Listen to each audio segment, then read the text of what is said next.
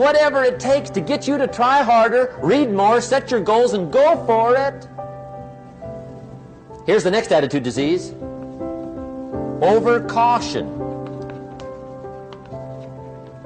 Some people never will have much. They're too cautious. Now, you can also be too reckless, but you can also be too cautious. This is called the timid approach to life. And my caution was always the risk. Risk used to drive me right up the wall. I used to say, what if this happens? It's called the language of the poor. What if this happens? And on top of that, if this was to happen, look at the fix I'd be in. I better not try. I could always ace myself out. Then I'll tell you what changed my whole life when I finally discovered it's all risky. The minute you were born, it got risky. If you think trying is risky, wait till they hand you the bill for not trying. If you think investing is risky, wait till you get the tab for not investing. See, it's all risky. Getting married is risky. Having children is risky. Going into business is risky. Investing your money is risky. It's all risky. I'll tell you how risky life is. You're not going to get out alive. That's risky. The Englishman says, well, if that's the way it's going to work out, let's give it a go. Right, that's what it's for. Give it a go. Somebody says, yeah, but I'm looking for safety and security. Fine, then huddle in a corner. We'll cover you with a sheet, bring you 3 meals a day. And we'll protect you, feed you, look after you, care for you. We won't let anything happen to you. And you'll probably live to be 100. The guy said, well, yeah, I'd live to be 100. But what a way to live. Right. What a way to live, safe and secure. Don't ask for security. Ask for adventure. Better to live 30 years full of adventure than 100 years safe in the corner. And see, it's not important how long you live. What's important is how you live. Here's the next attitude disease. We're almost through with this motley list. In fact, we're almost through. Hang on. The next one is pessimism. Pessimism, the deadly disease of always looking on the bad side, the problem side, the difficult side, checking all the reasons why it can't be done. The poor pessimist leads an ugly life. He doesn't try to figure out what's right. He tries to figure out what's wrong. He doesn't look for virtue. He looks for faults. And when he finds them, he's delighted. How ugly. This is the poor guy who looks through the window, doesn't see the sunset. He sees the specks on the window.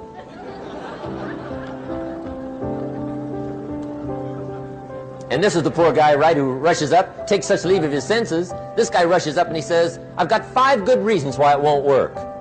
He's so dumb he doesn't know all he needs 1. He's got 5.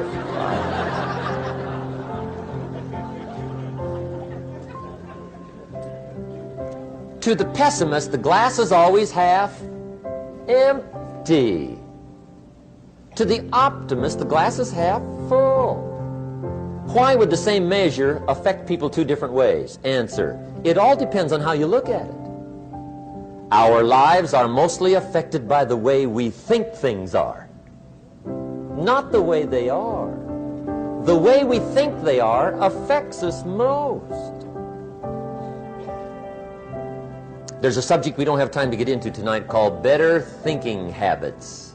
One of the major things Shove taught me when I met him, he said, poor thinking habits keeps most people poor. Not poor working habits. Most people work hard, but they don't think hard. And Shove taught me that the mind is like a factory, a mental factory. And whatever you think about all day long pours ingredients into this mental factory. And that's what builds the economic, social, financial fabric of your life. He quoted me a Bible phrase that says, as you think, so you become. How awesome.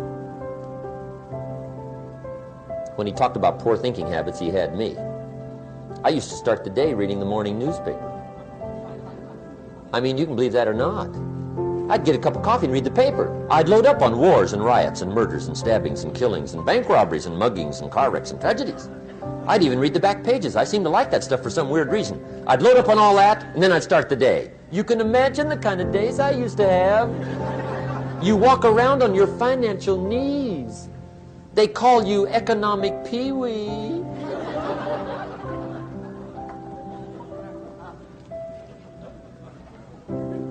The guy says, I want to be a great leader.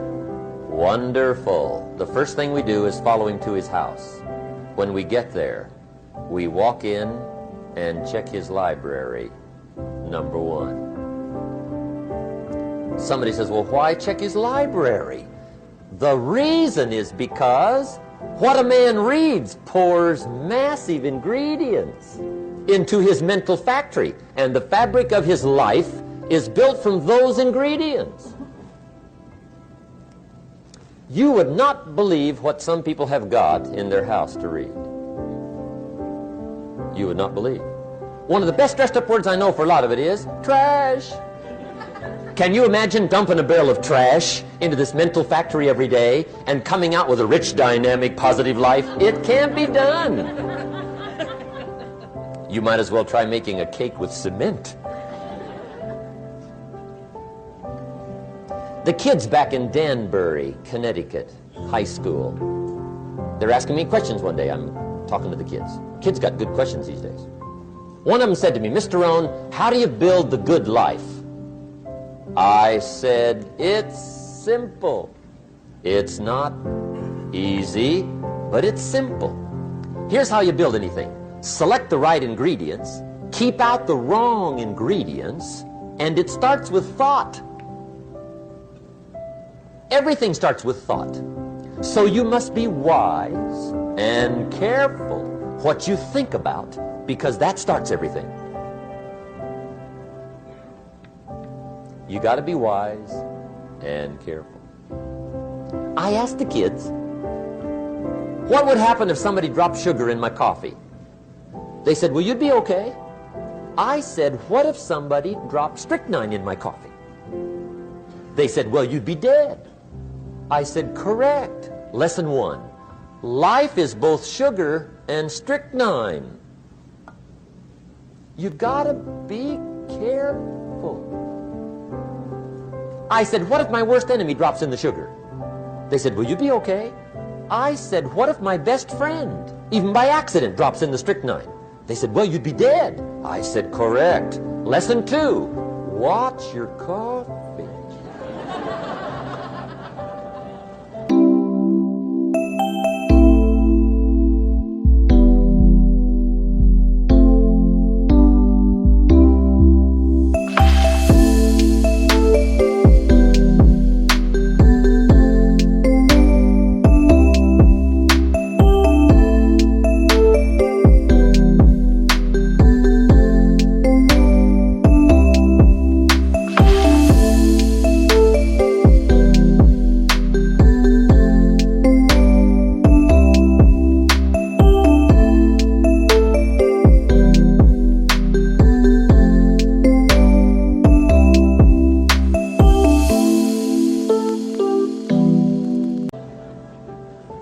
You got to be careful. See, it doesn't matter who hands you the bad stuff. It doesn't matter where you get the bad stuff. It'll still do its damage on your bank account, wherever you get it. Mr. Schoaf gave me one of the greatest phrases when I first met him when he said, Jim, every day stand guard at the door of your mind. How important. Stand guard at the door of your mind. And you decide what goes into your mental factory. Don't let anybody just dump anything they want to in your mental factory, because you've got to live with the results. Okay, here's the last disease, and we're through with this list. In fact, we're almost through. Hang on. The last subject is very brief.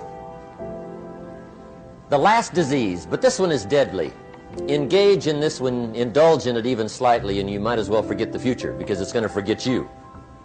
Complaining, crying, whining, griping, a Bible word called murmuring. See, that'll ace your future. Spend 5 minutes complaining and you have wasted 5.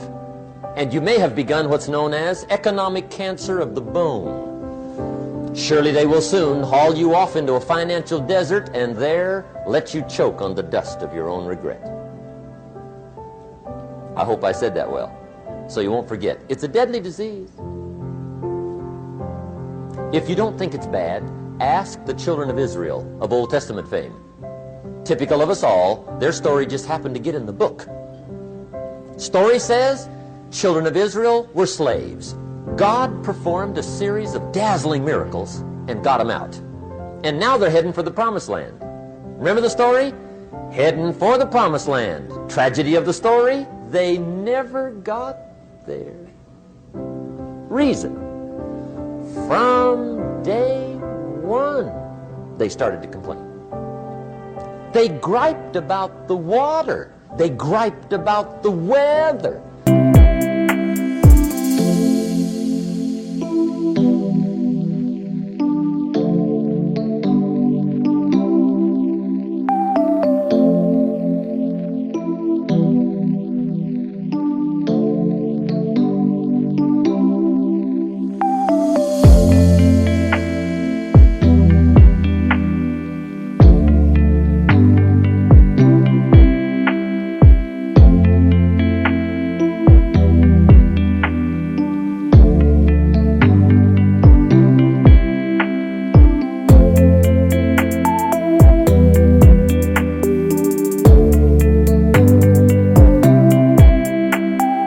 Whined and cried and griped about the food. They griped about the leadership. They whined and cried because it was too far, too cold, too hot, too difficult, too miserable. I mean, they whined and cried for years. Finally, God said, I've had it, trip canceled. Or something like that. The story says they died in the desert, never got to the promised land. Which I think means two things. Indulge in this long enough, you get your future canceled. And I guess it also means even God himself can only take so much.